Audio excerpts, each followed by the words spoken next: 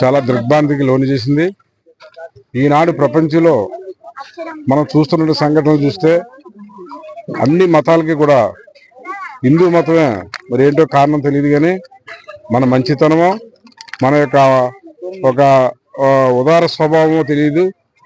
అది లోకుగా తీసుకుని ఈనాడు మిగతా మతస్థులు చాలా దారుణంగా మరి చేస్తున్నటువంటి సందర్భం మనం చూస్తున్నాం. ఇది ప్రపంచం అంతా కూడా ఖండించారు. కానీ మన హిందూ మతంలో హిందువుల్లో మాత్రం తగిన అనుకున్నంత చైతన్యం ఇంకా రాలేదని చెప్పాలి. మరి కారణం తెలియదు.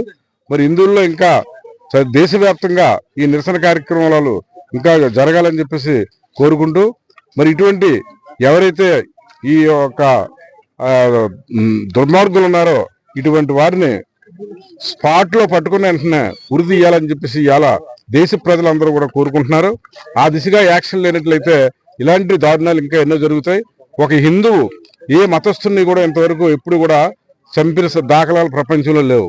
కానీ అది మన సిద్ధాంతం కాదు.